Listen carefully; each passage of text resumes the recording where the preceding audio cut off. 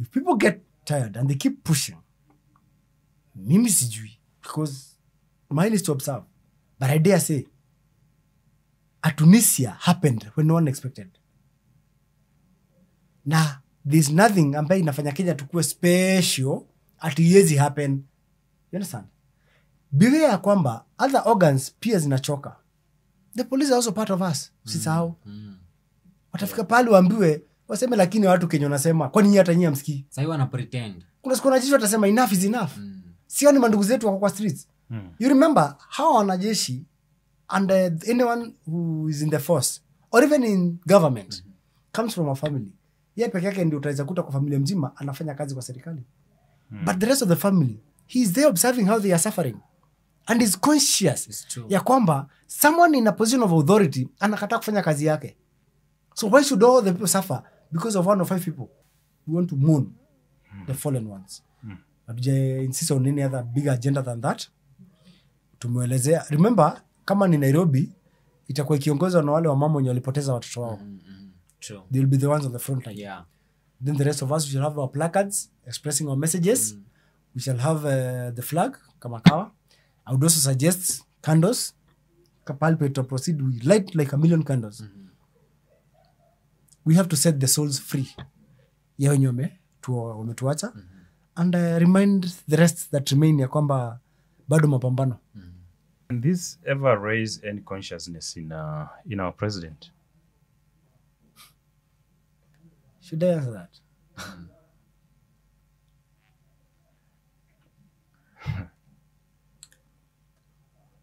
The silence speaks. Sitaki Subaru mimi.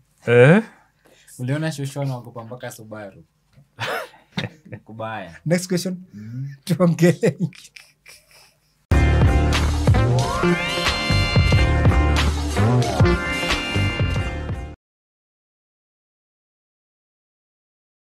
Let's talk about the Memorial Day tomorrow. Yes. 2025, 25th of June, 2025. What are you looking forward to? Mr. Sika, tomorrow, kesho. You know, for starters, I can't believe it's a year already. For starters. Because this one brought the greatest awakening in this country. And no one saw it coming. I can dare say no one. Hata Gen Z, wenye walikuwa naipanga, they did not expect this kind of yani, kumbe ndani watu walikuwa na bubble. You get? Na sasa tangu hiyo moto iwashwe, imekuwa ngumu kuzima. The major reason we're having this memorial is because we've been wanting to go back to the streets. Ni sababu tu hatuna the right trigger. But because I believe kulikuwa na nitagwa nini ile kitu haikufika anticlimax. The whole thing had an anticlimax. Like, okay, fine, Ruto ameconcede. Okay, the finance bill imekuwa kando. These guys have said ya kwamba hiyo opulence itapungua, taachana nayo, itapungua, you know. Sijui kutakuwa na link government. Look at all the things that they pronounced themselves. And a few months tu hapo chini, to go back to factory settings. So I think the memorial has more to do with reminding us that nothing has been achieved so far. The issues are still on the table. Most of us, we remember those that we've lost. But the casualties are there. I ask myself, inafaa kubalance. We have casualties. No. Kwa hii side ingine, what can we count?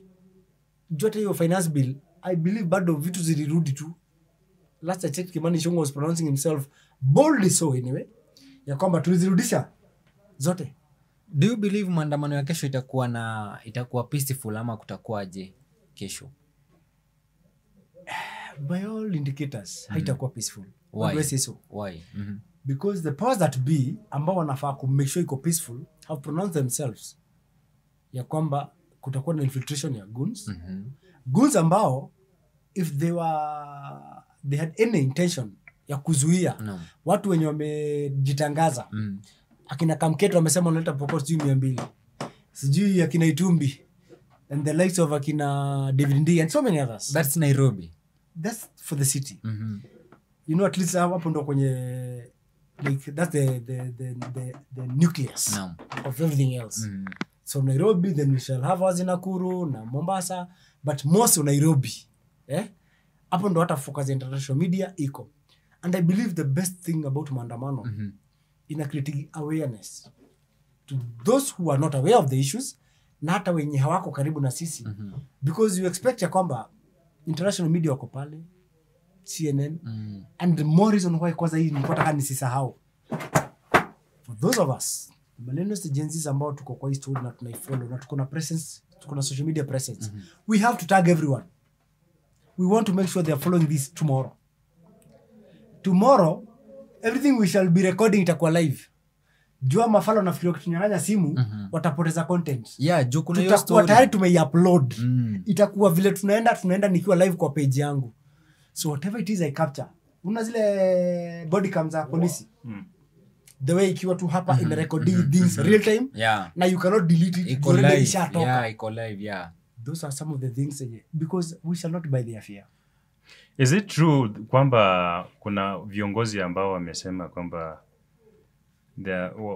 watalipa iwapo mtu atawapelekea simu ya kuibiwa kwenye maandamano? Ama ni mimi nimesikia vibaya. Kuna hizo propaganda mimi nimesikia. Kuna unakuta mtu amesema mkiniletea simu fulani, kwa sababu unajua sasa goons wanatumwa kesho wakuja waibie majenzi simu ndio wasingie live. Venye tu tumeambiwa hapa, jenzi wanataka waingie tu wa record vitu zina happen, hata wanasema waende tu wa record vitu zinaendelea tu hapo peaceful. Kama ni candles waende wakisha hapo nje ya parliament, watulie tu hapo polepole, hakuna story mingi. Yeah. You see, adding on to that. What does it tell you kwamba viongozi, are we now a banana government, Mr. Ned? But we've been, sir.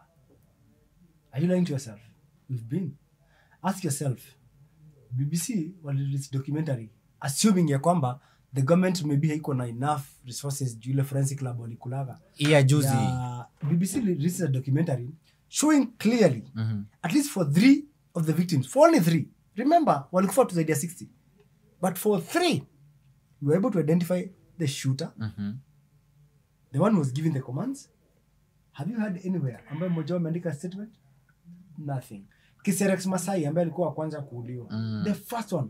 But maandamano ilianzaga hivi. Bado iko hivi, na kama ulisikiza juzi the way ina proceed kotini, we may lose it. Kumeanza kuwa na hiyo ballistic report and whatever. Polisi wenye wanasema they were never issued with the live ammunition. So there has been consistent state manipulation of evidence na trying to circumvent the way mkondo wa sheria unafaa kufuata. Naam. But we shall not relent. Why do you think watalose case? Kwa sababu CCTV zinaonyesha mpaka akishutiwa mwenye alimshoot. Why kwa nini unasema watalose case ama why are you saying that? Kwanza hizo nini inakuwa ngumu sana kwa ikiwa supporting evidence in a court of law. But you see, we rely at is digital. It's very hard to verify. Court yenyewe haina hata hiyo mechanism ya kuverify kama ilikuwa doctored. You see? So you only use it to support other evidences. Unaona kama to pin a police officer down na kitu kama ni aliua. The most important thing is the ballistic report. And you prove kwamba that gun was issued to him and the bullet fired came from that gun. That's the only way you can pin an officer to the shooting. Ziko na number? Yes. Oh, okay. Yes. Bullet inaweza kuwa matched directly na the gun that was fired, that it was fired from.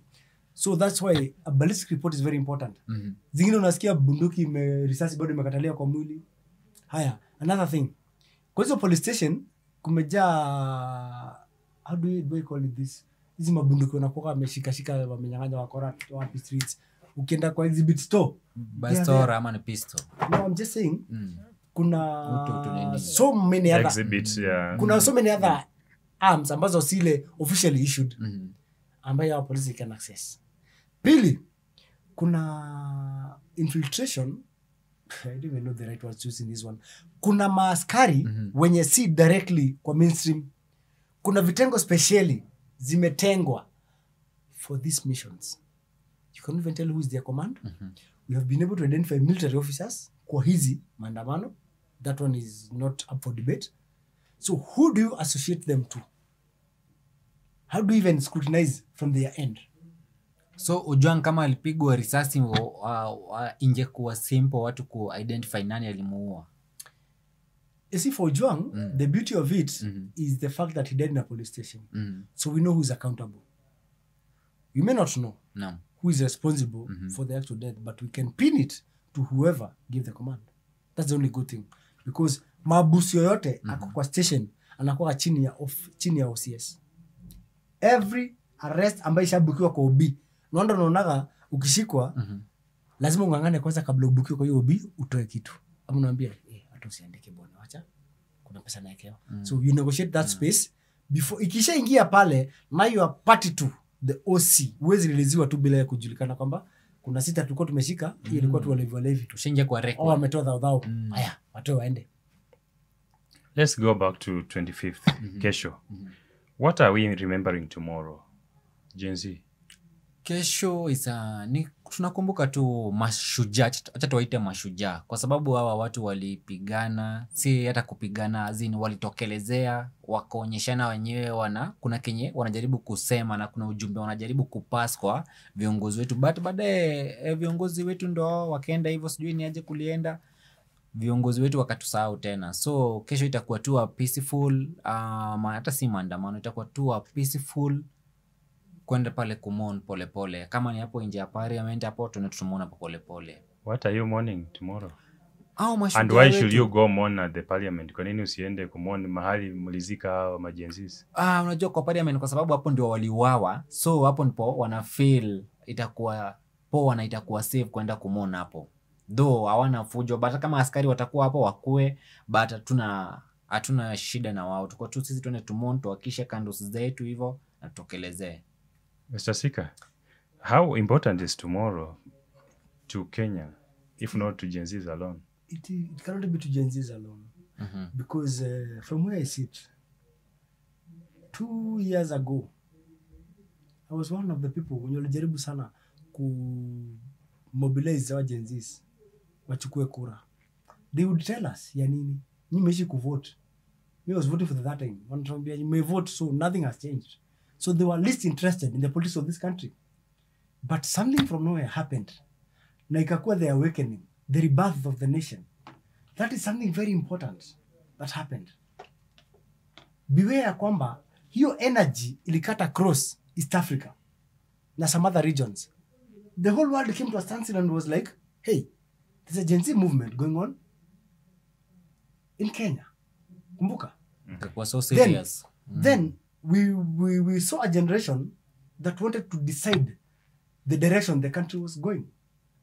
The future belongs to them. Na future yao inaanza saizi. Most of them wameclear high school. Most of them wameclear campo. Sawa? So when you see the opulence in which the government of the day treat the few resources, few underlying, you would be bitter atakani wewe. So tomorrow for me is more important because we have to remember the struggle still is. But more importantly, it is a reminder and a question for me. How much did we achieve through maandamano? Yeah? It's good for awareness. It's good for reminding us what awaits us pale mbele. But in as much as hatuna a government in waiting, so the only government we have is this one. So what we have to do is to continue calling it to order as we prepare to haul them out. They have to leave. They just have to. Na siongea kuhusu president. Naongea kuhusu everybody mwenye tulikuwa tumepatia jukumu. As a people. Because the constitution reminds us. Si kutuambia inatukumbusha because some of us may have forgotten. Ya kwamba we came up with the old idea of governance. We put everyone ambaye kwanza ni elected into that position to serve a certain purpose. For those who have failed to be accountable, we shall come back for you. Your time itakam. Wow. But for now, we have to remember ya kwamba zile vitu zenye the new nation deserves hazijapatikana. So tomorrow very important. Remember, these young men came out with flags. Whoever came up with that idea hata sijui, but inaweza kuambia the soul of the nation was speaking. They decided kwamba kitu ya maana sana kushika saizi ni bendera, but kumbuka for like miaka kadhaa imekuwa ikipita, kuliwahi kuwaga na a drive by Mutua, Alfred Mutua, but then alikuwa government spokesperson ya kwamba proud to be a Kenyan, na tukwambia tunavumilia kuwa Kenya. Time yetu by the way, when we were Gen Z sisi, Mutua alitubembeleza akituambia tujivunie kuwa Kenya. Tukaitwist tukamwambia tunavumilia kuwa Kenya. Yeah? And then all of a sudden ikakuja hii crazy ya kila msana anataka kuunda bracelet ya bendera. Like somehow the soul was calling unto us. By the way, it's shocking the whole world. Is it not true? Nimesikia Europe kila mahali wanashtuka. Everyone wants to associate with it. Why is it that every Kenyan in any country has a bracelet with a national flag? Yes. So it has been in us ya kwamba the nation is saying no, hatuendi hivi. This nation has something bigger than what you and I see. Tukiangalia the buildings, the land, there's more to it. It has a spirit to it. And the spirit has been calling unto us. So, the liberators has always been the youth. Siku zote. Even when there were wars, it is the young men who go to war. The older men guide them on how to go about it. So, when the Gen Zs woke up and they took the flag, that was something to remember. It can't be allowed to be forgotten. And remember even how we used to bury them, like heroes, like soldiers. Hiyo jeneza tumewekelea juu, bendera. Yeah. They are our heroes. They are our soldiers. I don't know why kesho si national holiday, by the way. What are we remembering tomorrow? That was the question. We're remembering everything. We're remembering our motherland. We are remembering it's our responsibility to call things to order. Yeah? We are remembering it's us who decide the leadership we have. Mnaweza tuambia 2027 ndio. So what if we die in between here? Kwanza iko mbali sana. Umenielewa? It is very hard to tell someone mwenye akonja saa hizi ati wewe ngojea kesho utakula, ngoja kesho jioni. It is very hard. Mtu atakwambia acha nikufe basi sahi. So we are remembering the many things that zilifanya tutokee hiyo 25th. We are remembering the events pre 25th. Ambazo zilikuwa zikihappen, ambazo zilikuwa zinaenda zikichemsha watu. An arrogant, ignorant leadership that does not listen, that does not care. Anashinda wewe unaongea kama nani? They thought hii nchi ni wao wametupatia tuishi. Wako wanaweza, yani wanaona kama wako overpower. Wanaona like wako over the law. Yeah, like we live by their own masses. Yani ndio wanasema tu mwekee kijiko moja leo kule na nyamaze. Like they forget ya kwamba hiyo wako nayo tunaweza ichukua any day we choose. They are lucky. Hatukusema occupy any other place. Tukasema parliament. But the more important thing is for them to know ya kwamba hata hatuja-achieve full potential. Usisahau hiyo microphone unaweza tumia. Hatuja-achieve full potential. You get? We just want order for now. And I repeat, for now. Because kuna hatua zingine 3 hatujata kanyanga. When we mobilize for those, because they keep pushing us, haijawaingia bado. Haijawaingia kwamba hii nchi it's no longer theirs. Their owners have come. What do you think, Mr. Fabian, what do you think is on the minds of the leaders whenever they hear of this 25th tomorrow? I think wengi wao sahii wanajiuliza maswali mingi sana. Kuna watu ambao tunaona last year, hiyo protesta ya last year venye iliwaletea ni vitu mingi sana hasara. Kama mtu kama Kimani MP wa Molo tunaona vitu nyalifanyiwa. So tunaona vitu mingi zili happen hiyo time, na pia viongozi kakina Sudi tunaona wakivamiwa nyumba zao za biashara. But I think sahi kenye wanafikiria ni kwanza watulie, pia wao wanatupima waone Gen Z watafanya nini, kwa sababu hawajui kenye Gen Z watafanya. Juu maandamano itakuwa, in fact si maandamano, itakuwa kitu peaceful tu, kwenda kumona kuwasha candles na story share. But wale ambao wanataka kwenda kwa nini, wana march kwenda kwa State House, wasijaribu, kwa sababu wanaweza enda pale hivi watakula lunch huko, lakini sapa watakula heaven. So hakuna haja Gen Z ati ana march kutoka Tao and State House. Haina haja hiyo bro. So kama unajipenda, pia tumeona government spokesperson akiongea jana, Isaac Mwaura ameongea sana na akasema amewapea warning, so Gen Z pia mkue keen na mkue careful. Kama unaenda kuandamana usibebe anything yenye inaonyeshana ati wewe ni goon ama pana, wewe tu enda maandamano yako peaceful. Kama unabeba hiyo flag, beba maji yako na phone. Hakuna kitu kingine Gen Z wanabeba. Na I think viongozi wetu kesho tutakuwa tunakuwa tunawapea time juu tunaona 2027 yuko mbali. Kila mtu tunajipanga 2027. Yes, please. I would request also kuna kwa the gods are faithful. Ama guns kuna sama wanakuwa tu wameparara ki design fulani. Like wanaonekana. Sio natolea tu wapi kwa mapipa fulani ama I've never understood. Ni kama pia ukienda stage unaweza jua kama Gira na Donda. There's a way. Kama kwa streets long enough you can tell.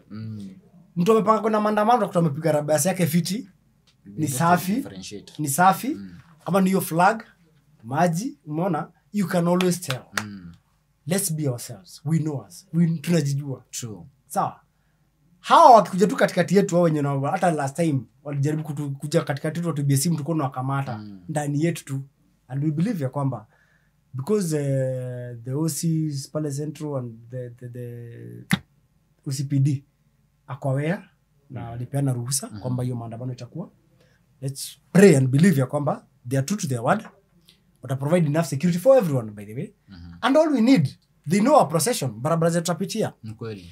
Let them keep order, guard kando. Tukuwapea huyu tuambie hii si moja wetu. Wanaweka kwa lori. Tukutane mbele. Yeah.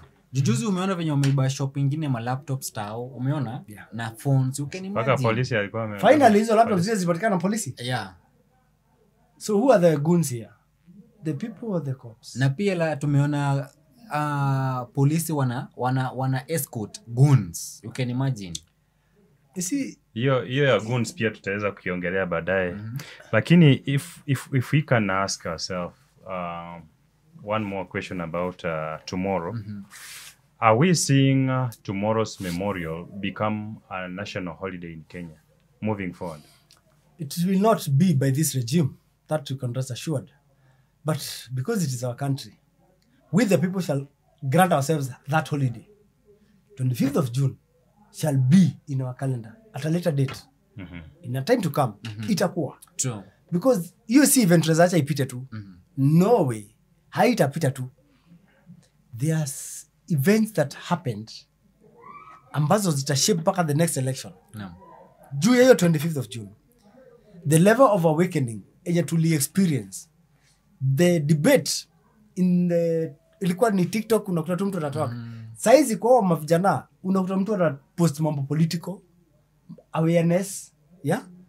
The consciousness hata uwezi amini in a very short span. No. Watu wenye walikuwa hata usiki na siasa labda mdiscuss football, mdiscuss the next event yenye inakuja social media, yani social event ni kuna musician anakuja. All of a sudden they were discussing very heavy issues. True. Very heavy issues. Mpaka sasa wanaangalia washindwa, is it the same person about 3 years ago amunge discuss politics? Nakwambia nyinyi madhe endeni mvote. Mimi madhe mystery ya kuvote zi. Chebukati alijaribu kuwabembeleza. I have not forgotten for them to register for votes because kuna kuwaga na targets. When IBC goes on a drive to register voters, they have a target. They have their own because when they ask for money, they say we want 2 billion. They are asked, how much are you looking at? We're looking at 1.8 million voters. Then wanaleta turnover ya 300. Wanaonekana kama wamekula pesa na wakwenda kwa ground. So IBC will use anything, media, wapi, advertise. Na of course si mimi wanaambia nikuja ni vote. I've registered voter. Ni hao wenye wamekuwa kwa hii space wakichukua IDs lakini walikataga hiyo shughuli. Then all of a sudden sasa ni hao wanasema hata hiyo kura ikiuzwa leo watanunua. So do you mean kuna ID fakes? No, not exactly. Because for you to transact, finally, your ID, most of the places in utaitishwa ni kwa government. ID fake, say for example, saizi hata ukienda kuregister nayo kwa Safaricom, itakataliwa tu. So you will not even vote with it. But more so, there'll be a drive na iko saizi kwa vijana wakichukua hiyo ID mbaya sana. If tomorrow ukitana drive ya kuregister kura, you will not believe it. they'll Yeah. queue there for whole day. True. Mr. Fabian, Ninam. hivi karibuni tumeona misukosuko mingi sana nchini, political unrest. Naam. Vijana hawajatosheka, they are fighting for something. Are we seeing something before 2027? Yeah, I believe so. Kwa sababu ukiangalia unaona vijana wengi wako idle, kitu ya kwanza, na vijana wengi kama mkuwa idle, hamna kitu yenye mnafanya. You know, kama government ingekuwa na kitu imetenga ya vijana wanafanya, hatungekuwa na hiyo time ya kukua tuko na time ya kuingia kwa street. Sasa tunaingia hata kwa street kwa sababu ya kupenda, no. Tunaingia hapo kwa sababu ya tuko idle, na wengi wao wana fight for their future kwa sababu wanajua 2027 iko fast. So fast kuniambia mambo ya siasa, mambo ya nini, no. Tunataka kuona government inafanya kazi, kama hata kama ni waseme ni mjadala fulani wako nayo, hizo pesa zinatengwa za vijana ndio zinatengwa, lakini hazifikagi. Tujui zinatengwa zinapotelea wapi. Are we seeing something before 2027? Something big happen? Mr. Sika? You know why I predict I'm one of those prophets of doom? We have a regime that has lost touch with the people, with the ground, and the situation as it is. You can hear with their utterances every other day. So I am aware, consciously aware. Juzi tunaenda maandamano ya kuuliza serikali, why would you kill one of us? Akiwa amepeanwa na mzazi wake kwa mikono ya sheria ambayo they did not dispute what was happening. But you even choose to go ahead and kill. Tukiwa tunawakumbusha this cannot happen in this time and day, wanaua mmoja wetu tena. Open daylight. That is the highest level of arrogance. And I believe they continue this kind of arrogance. 2027 is a kuwa mbali sana because they think at ya kwamba this can only happen in 2027. If people get tired and they keep pushing, mimi sijui, because mine is to observe. But I dare say, a Tunisia happened when no one expected. Na there's nothing ambaye inafanya Kenya tukue special at yezi happen. You understand? Beware kwamba other organs pia zinachoka. The police are also part of us. Usisahau. Watafika pale waambiwe waseme, lakini watu Kenya wanasema kwani nyinyi hata nyinyi msikii. Sasa hiyo wana pretend. Kuna siku wanajeshi watasema enough is enough. Sioni mandugu zetu wako kwa streets. You remember how wanajeshi and anyone who is in the force or even in government comes from a family. Yeye peke yake ndio utaweza kuta kwa familia mzima anafanya kazi kwa serikali. But the rest of the family, he is there observing how they are suffering and is conscious ya kwamba someone in a position of authority anakataa kufanya kazi yake. So why should all the people suffer because of 1 or 5 people? Yeah. Kwa sababu jana nimeona CS Ruku amekuwa huku, amekuwa tao jana, na amesema ya kwamba aliingia kwa ofisi za government akakuta watu hata hawajafika kwa kazi. You can imagine wewe ni mtu mkubwa kwa ofisi fulani, but ikifika time yako kama ni 8 hauyuko, unaingia maybe 9:30, hiyo ndio time unafika kwa ofisi. So na alitembea sana Nakuru jana, ameshika watu wengi. CS Ruku amefanya kazi poa sana jana. I saw him by the way. Alikuwa pale, I met him pale kwa PC's offices. And that was the same drive. And I believe he must have spent the night here. And he's a minister for public service. Yeah. So it is good one. It's a good one for accountability. But I wish ulimsikia after alienda mkutano Narok. He forgot again he was CS. He was doing politics, like full throttle politics. And it is sad for me because the constitution ilikuwa inasemaga ma CSS. And that's how we stopped calling the ministers. Ma CSS should be professional, as in career, wafai kuwa politicians. But what do we see? With Uhuru and with the hata fadhali Uhuru kiasi, because Uhuru had akina Matiang'i ambao hawakuwa politicians. Lakini the entire cabinet ya William is made up of politicians. Nasi boss wao ni politician. How can you? No, the constitution had envisioned ya kwamba mtu anafaa kuwa professional. Mtu amehitimu katika hiyo taaluma ama hiyo taasisi, apewe aongoze. Let them head this one. Yeah? They are technocrats. You understand? No. So when you have a politician, they'll always think politics. That's why Ruku ndio amefanya kazi kidogo 1 hour, lakini the other 7 hours alikuwa kipolitic. Amesahau. I saw him, he was in Narok. Yeah, true. He was there na ile speech yote alipiga ilikuwa hata kuna mtu tulifukuza huko bunge. He speaking like a anasahau kwamba alishatoka bunge is a CS. Mr. Gen Z. Naam. We're proud to have you, sir. Thank you. And a question to you. What are you expecting from the government tomorrow during the peaceful protest? Yeah, peaceful yenye wewe unaongelea. Kesho tunatarajia tu government, sisi Gen Z, as in, and that's why tunaongea sahi ndio wasione kama kuko na kitu ambao tuna plan against them. No. Mapolisi ni wazazi wetu kwanza, kitu ya kwanza, au ni wazazi wetu. So far mimi niko na watu ambao naweza sema ni wazazi wangu kwa government na siwezi wapinga. But wewe kama mwanajeshi ukiingia pale hivi kwa hiyo maandamano, usipige mtoto wa mtu unaona ni innocent kabisa. Unajua ndio unaona hizo blood ndio zinawasumbua sahi. Unakuta maybe hata viongozi wanashindwa hata kulala, wanaona vitu zingine zenye haziyuko, unaona. As in, so kesho tunataka mapolisi pia wakuwe tu watu ambao ni wazuri, wa understand, wajaribu kusikiza. Hakuna kitu poa kama mnasikiza watu. Tuliambiwa na the former deputy president, the DP, Reggie, akatuambia kwanza tusikize nini ground. So hivyo ndivyo tunataka viongozi watusikize, hatuna ubaya. Na kama ni job wana create Kenya.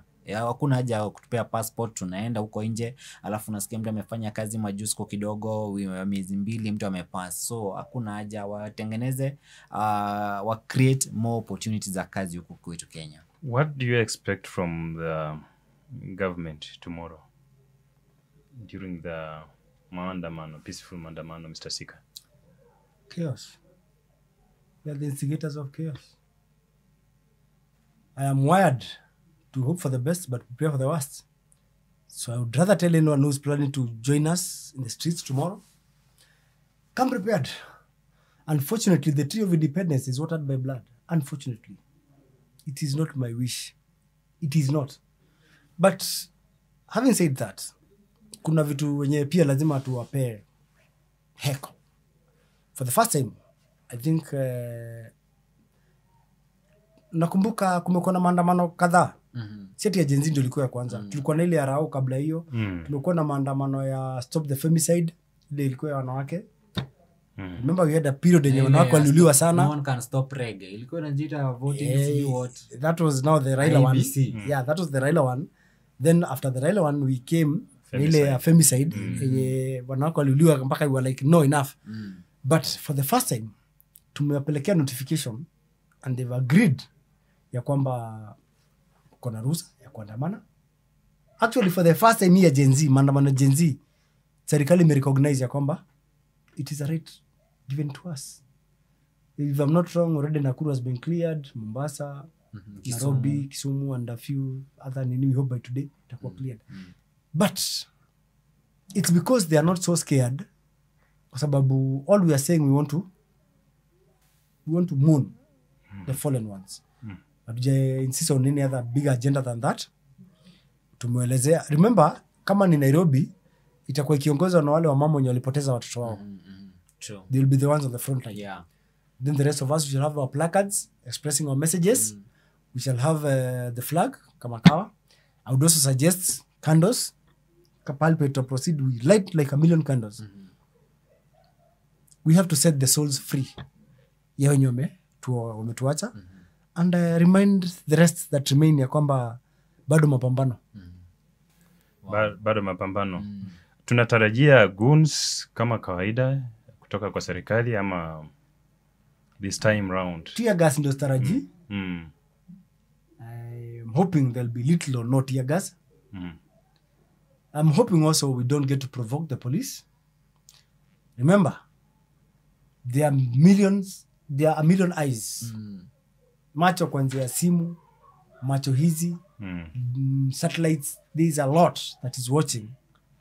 Na no wonder maybe unasikia wakisema tunyang'anywe masimu, but tutakuwa live. Yeah. Nitakuwa mimi kama niko on my Facebook, niko on live, nikirecord na mambo vile na happen.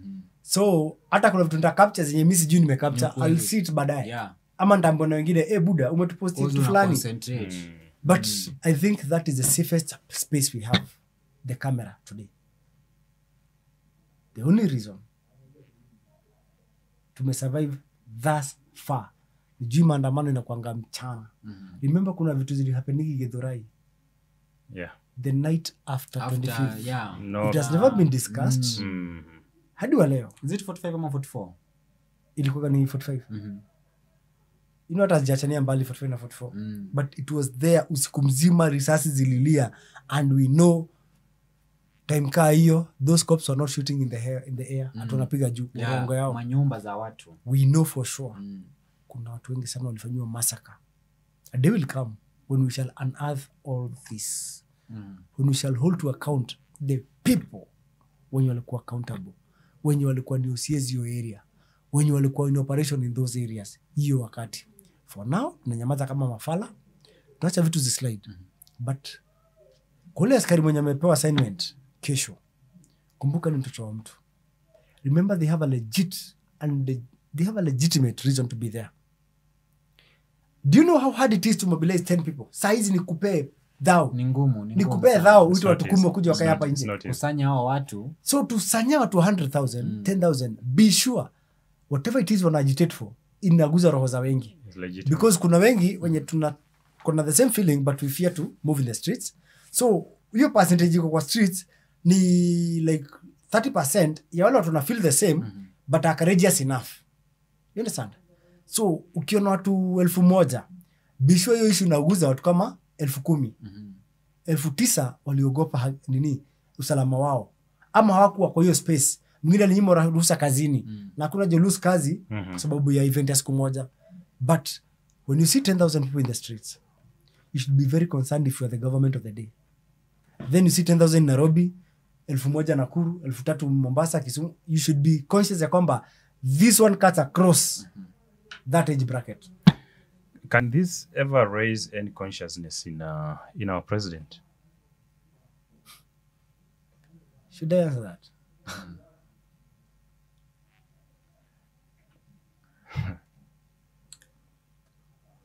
The silence speaks. Sitaki Subaru mimi. Uliona Shoshona wakopa mpaka Subaru. Kubaya. Next question. Tuongee. Unfortunately so. Yes. Unfortunately so. Because we really hope he has a conscience. He's a parent. You know? I know at times the pressure to govern may supersede a lot. Yeah? And the funny thing is, in as much as kumekuwa na must go, yeah? But I think the heavier one, watu wamekuja to terms with, ni one term. It means they have already made it up in their minds ya kwamba you shall govern us to that point yenye katiba imekupatia. So Ruto should take that and run away with it. Ya kwamba these guys, in as much as may make mistakes hapo nyuma, they give me a chance for the next 2 years to clean up the mess. And maybe we can have this debate again pale mwisho. Do you think wakisefa hiyo time wanaweza change kitu sahihi? Ni late ama huyo? That is the conscience he was trying to address, ambayo ninaweza sema he's had so many chances ambaye akazi blow. Like you June 25th. After that it was 26 or 27 yenye alikuwa na ile pressure wakati alisack the cabinet Mkuru, na nini. Then after that akawarudisha karibu wote.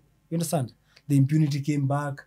He continued hiring. Na tulikuwa tunaongea kuhusu bloated government. So inakwambia kwamba si mtu wa kuambiwa, or rather he runs it with his own head. Ama maybe he has his own time frame ya kufanya mambo zake. Unfortunately, it would have worked better for everyone including him, because it is easy to govern when the political tensions are lower. Lakini angalia saizi, who are the opposition? It's the people he chased from government. Not like we like to be political, but we live in this country, tuna observe. Who are the most vocal people saizi wanamsumbua? Akina Muturi, yeah? Kina Munyoro. It's people he chased himself. Ambaye he has capacity hata saizi ku reach out an olive branch, because tungeacha akina Kalonzo kidogo, kelele Kalonzo isikika. But now, I think the mess we are in is Ruto's creating. It falls squarely in his own space. He has the power, the legitimacy to do it if he wants it. But I think he thrives in chaos, I think. I think After tomorrow, what are we expecting from Gen Zs, Mr. Jinsi? I think after tomorrow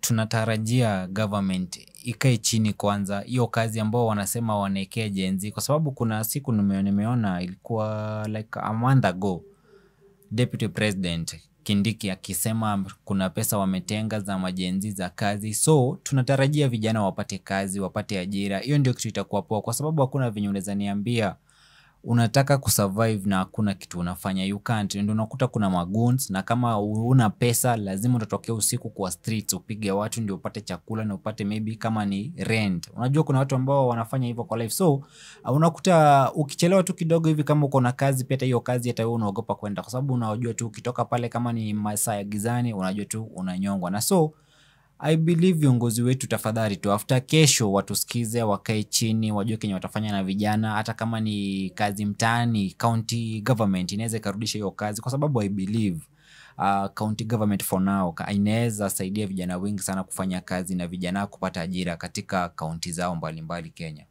Mr. Sika? Ironically, they did pronounce themselves on the issue ya kazi kwa vijana.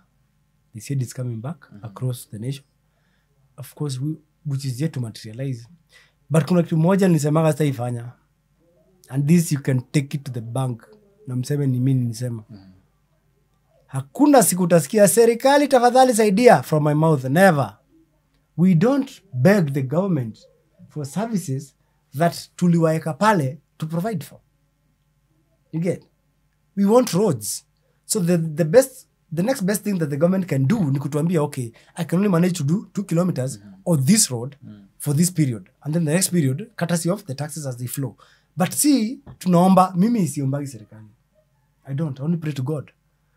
Serikali ni mapatia resources na mandate. Why is it so hard to deliver? And serikali is a system. The system is run by people. So when we say serikali, who are we addressing? Kila mtu akona jukumu lake. Let's address the president where that mandate falls on the president. Let's say William Ruto, our president, we are asking this of you. This is what is expected. And we expect him as the father of the nation to respond to those issues. Like tomorrow, a lot of issues will be raised. Yeah? If at all, he allows the demonstration to go on the way they're supposed to happen. We're not the only country to have demonstrations. Tumeona ziki happen elsewhere. Hata sasa siku 3 siku 4, kumbuka Black Lives Matter. Yeah. We can go there and look how many people died. Few, very few, if any. Why is it so hard for this government to be intolerant? And the issues being raised, wanazielewa. In fact, they understand them better than we do. Wando wako na intelligence. Yeah? Wando wako na the records ya KRA na all other government arms ambazo zinawaambia the economy is performing A, B, C, D.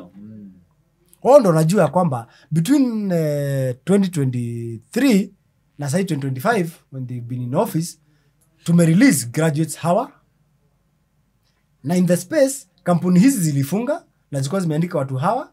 So as you speak, another 10,000 more in the streets from unemployment wenye walikuwa kwa kazi. Wanajua kwamba biashara za import export zimeafectika. They have all the data. They don't expect us to be in the streets to remind them.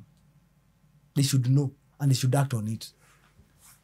Ladies and gentlemen, thank you so much for taking your time to be here with us here on Jenga Kenya YouTube TV.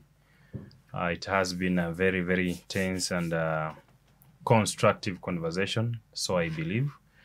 Mr. Fabian, asante sana kwa kukuja pamoja nasi leo and for your contribution as well. Mr. Sika, yes, sir. We really appreciate your input into this as we try and dissect what we expect of our Gen Z's protest tomorrow. It's not a protest. It is a memorial. Yeah. As they remember 1 year anniversary. One year anniversary, how their fellow Gen Z's went down. So, ndugu zetu, one thing we request of you is that we need to grow here on Jenga Kenya. We have approximately 90% of our viewers who are not yet subscribers with us. Do us a favor. Tupatie your subscription also like and share, because we wish to grow our beautiful country together. Till next time, Adios. kwaherini sana.